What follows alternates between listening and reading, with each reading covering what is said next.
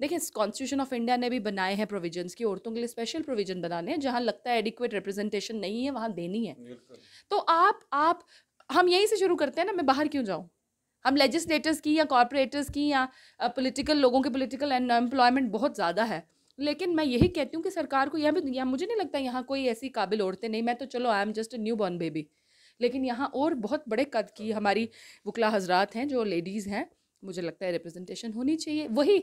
और देखिए, मुझे लोग कहते हैं रोज़ वुमेंस डे है, बेशक है, लेकिन दिन इसलिए बनाए जाते हैं ताकि उस दिन को तो एटलीस्ट कोई भूलेगा नहीं ना।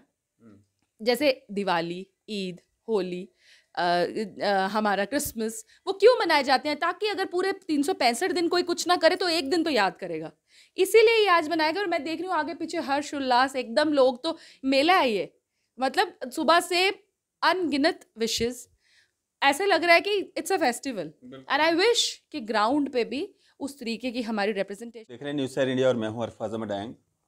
आज इंटरनेशनल वुमेंस डे है और आज हमारे साथ बातचीत करने के लिए मौजूद हैं एडवोकेट सुप्रिया सिंह चौहान जी।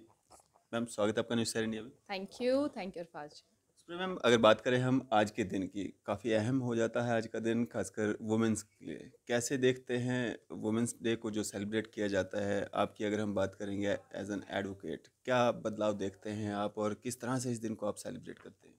पहले तो सब दर्शकों को, मेरी सब महिलाओं को, पूरे विमेन फोक को अंतर्राष्ट्रीय महिला दिवस की ढेर सारी शुभकामनाएं।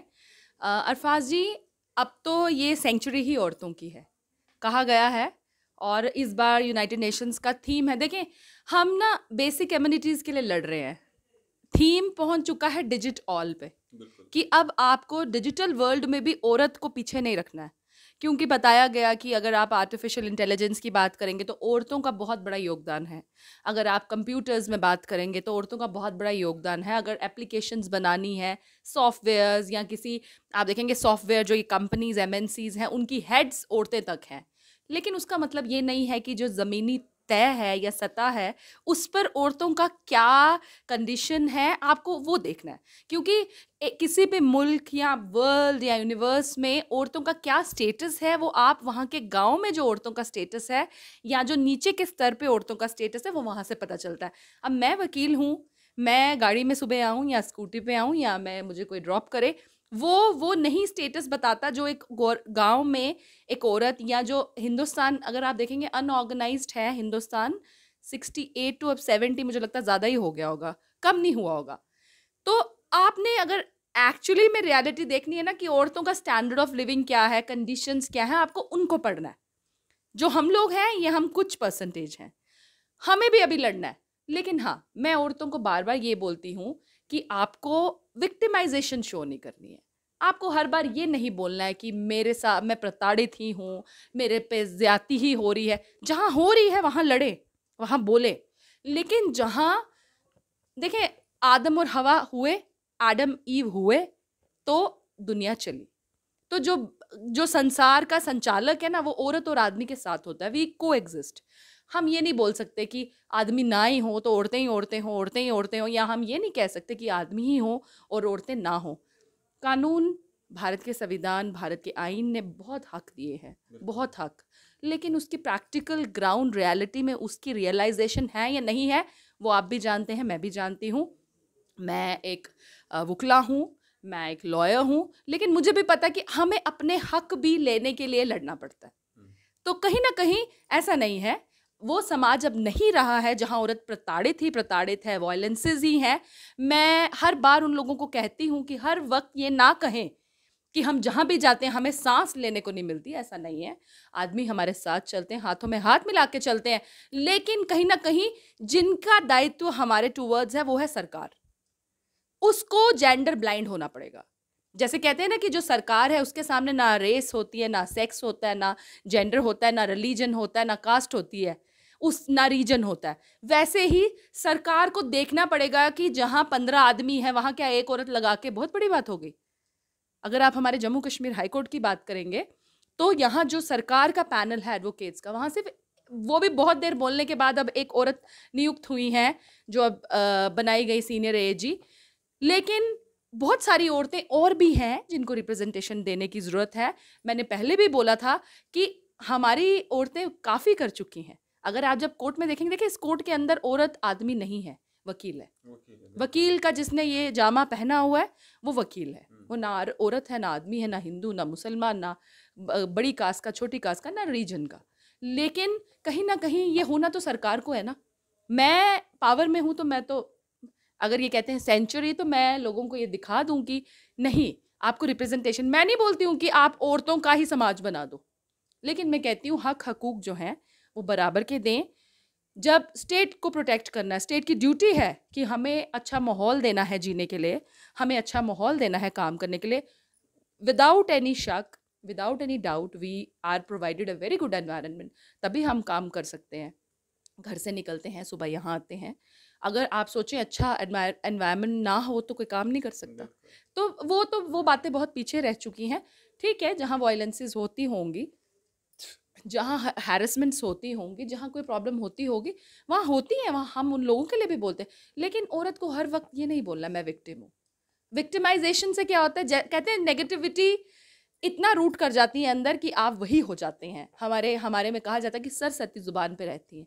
अच्छा बोलेंगे तो अच्छा होगा, बुरा बोलेंगे तो बुरा होगा। लेकिन सरकार का बहुत बड़ा दायित्व है कि ये जो, देखिए कॉन्स्टिट्यूशन ऑफ इंडिया ने भी बनाए हैं प्रोविजंस की, औरतों के लिए स्पेशल प्रोविजन बनाने हैं, जहाँ लगता है एडिक्वेट रिप्रेजेंटेशन नहीं है वहाँ देनी है।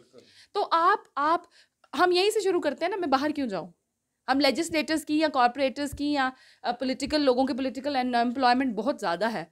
लेकिन मैं यही कहती हूँ कि सरकार को यहाँ मुझे नहीं लगता यहाँ कोई ऐसी काबिल औरतें नहीं, मैं तो चलो I am just a new born baby, लेकिन यहाँ और बहुत बड़े कद की हमारी वकला हजरात हैं जो लेडीज़ हैं, मुझे लगता है रिप्रेजेंटेशन होनी चाहिए वही। और देखिए, मुझे लोग कहते हैं रोज़ वुमेंस डे है, बेशक है, लेकिन दिन इसलिए बनाए जाते हैं ताकि उस दिन को तो एटलीस्ट कोई भूलेगा नहीं ना। जैसे दिवाली, ईद, होली, हमारा क्रिसमस, वो क्यों मनाए जाते हैं, ताकि अगर पूरे 365 दिन कोई कुछ ना करे तो एक दिन तो याद करेगा, इसीलिए ये आज मनाएगा। और मैं देख रही हूँ आगे पीछे हर्ष उल्लास एकदम, लोग तो मेला है ये, मतलब सुबह से अनगिनत विशेस, ऐसे लग रहा है कि it's a festival. And I wish कि ग्राउंड पे भी उस तरीके की हमारी रिप्रेजेंटेशन हो। और सबसे बड़ा दायित्व अगेन मैं कहूँगी सरकार पे है, जिसको जेंडर ब्लाइंड होना पड़ेगा और औरतों को। और मुझे नहीं लगता, टाइम इज़ नॉट फार, दूर वक्त नहीं रहा है कि जब, और डिसीजन मेकिंग में औरतें ऊपर, पॉलिटिकल एक्टिविटीज़ में औरतें ऊपर, सोशल एनवायरनमेंट में औरतें ऊपर। मुझे नहीं लगता कोई ऐसा खित्ता है एजुकेशन में, doctors, medical engineers, defence forces, हमारी चारू सिन्हा जी जो आईजी हैं सीआरपीएफ की, उन्होंने 3, अब चौथा बड़ा सेक्टर हेड किया है, कोई छोटी बात नहीं होती। ठीक है, तो मैं ये समझती हूँ कि हमें गिनाया ना जाए कि आप ये कर सकते हो, ये कर सकते हैं। आप हमें इक्वली एक प्लेटफॉर्म प्रोवाइड करें और आप देखें, फिर स्काई इज़ द लिमिट। जी, एक समय था जब ये कहा जाता था कि पुरुष प्रधान समाज है हमारा, लेकिन उस मानसिकता में कहीं ना कहीं बदलाव आ रहा है, जिस तरह से आप भी कह रही हैं कि आपको भी कोई दिक्कत नहीं यहाँ पे आ रही है। हालांकि अगर सरकार की हम बात करेंगे, सरकार दावे तो करती है, एडवर्टाइजमेंट तो करती है, इश्तिहारात तो करती है कि महिलाओं को पुरुषों के बराबर लाया जाए, लेकिन कहीं ना कहीं मानसिकता अगर नहीं बदल रही है तो सरकार की नहीं बदल रही है। बिल्कुल बिल्कुल सरकार की। इसमें मैं आपको या मेरे जो मतलब मेल काउंटर पार्ट्स हैं, मैं उनको कैसे मैं दे सकती हूँ ब्लेम, क्योंकि पावर किसके पास है। आप देखिए, आपको पावर कॉरिडोर्स में देखना है, पावर है स्टेट के पास। पावर स्टेट के पास है कि जुडिशरी में देखें, आए दिन हमारे जो चीफ जस्टिस ऑफ इंडिया है चंद्रचूड़ साहब, आए दिन बोल रहे हैं कि क्यों औरतें कम हैं जुडिशरी में। अगर आप सिलेक्शन प्रोसेस में जाएंगे, तो अगर आप सबॉर्डिनेट जुडिशरी में हमारे देखेंगे, डिस्ट्रिक्ट जुडिशरी में, तो आप देखेंगे 50 to 60% जो औरतें हैं जो पेपर्स क्वालिफाई करके जजेस बनती हैं। लेकिन जहां एलिजिबिलिटी क्राइटेरिया कुछ और है, जहां आपको लोगों को रिकमेंड करना है, वहां आपको औरतें नहीं दिखती हैं। क्योंकि आपको पता है कि औरतें जब सिलेक्शन प्रोसेस में डाली जाएंगी, उसके एक्सपोजर वहां होगा तो वो पढ़ेंगी और बन जाएंगी। लेकिन जहां पर आपने रैंडमली उठाना है, पिक एंड चूज करना है, वहां आपको औरतें नहीं दिखती। वो जो जगहें हैं, उसकी वजह से we suffer a lot. Otherwise मुझे नहीं लगता है, एनवायरनमेंट की अब बात नहीं रही, लेकिन ठीक है, वो भी जगहें हैं जहाँ बहुत ज़्यादा ज़्यादतियाँ होती हैं, हैरेसमेंट्स भी हैं, वर्क प्लेस पे भी हैं। लेकिन जहाँ नहीं है वहाँ क्यों बोला जाए कि है।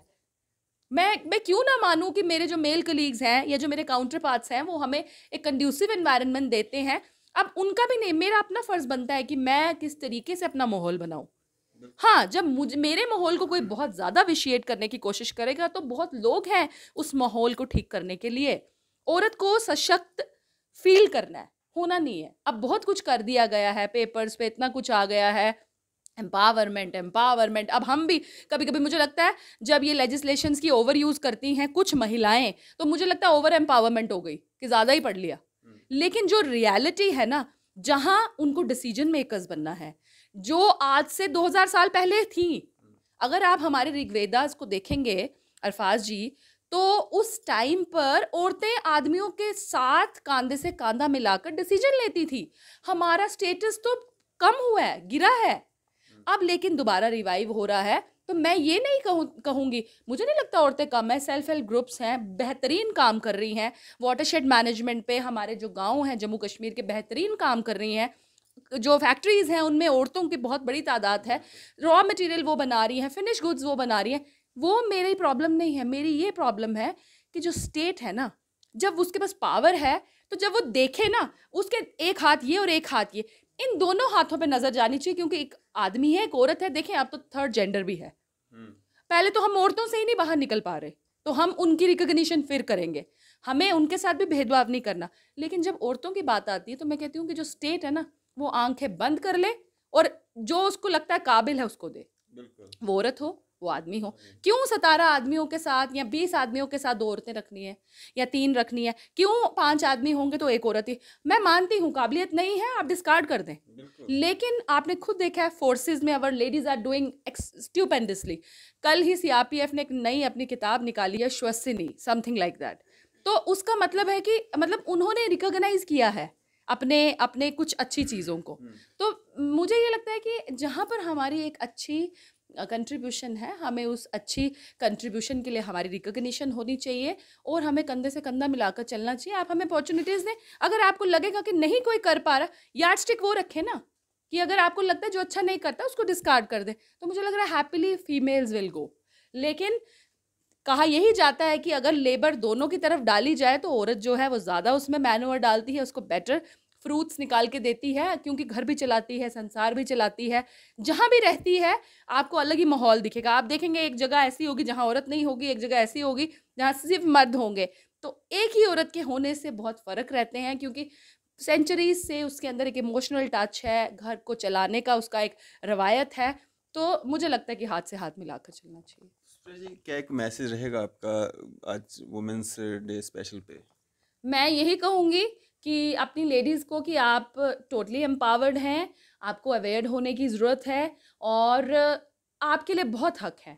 आपको अपने आप को विक्टिम नहीं समझना। जहाँ आपको लगता है लड़ना है वहाँ लड़ें, किसी के झांसे में नहीं आना है, किसी के कहने पे आपको अपने आप को विक्टिमाइज्ड नहीं फ़ील करना है। आप बहुत एम्पावर्ड हैं, पढ़ें, अपने घर को भी रोशन करें। वो कहते हैं अभी रोशन हुआ जाता है रास्ता, वो देखो एक औरत आ रही है। तो आप कहीं भी रोशनी डाल सकती हैं अगर आप चाहें। आपको किसी की बातों में नहीं आना है। पूरा समाज, पूरा वर्ल्ड आपके साथ है। जहाँ परेशानियाँ आती हैं वहाँ अपने लोगों से जुड़ें, हाथों से हाथ मिलाएं और परेशानियों का हल करें। चलें, शुक्रिया हमारे साथ बातचीत करने के लिए। Thank you. तो ये थी हमारे साथ एडवोकेट सुप्रिया सिंह चौहान जी। विषय था आज का इंटरनेशनल वुमेंस डे। आपका इस पे क्या कहना है? आप भी अपनी राय जो है ज़रूर साझा कर सकते हैं। इसी तरह की मज़ीद अपडेट्स के लिए आप देखते रहें न्यूज़ 7 इंडिया। मैं अरफाज मडांग, कैमरामैन शाहनवाज के साथ।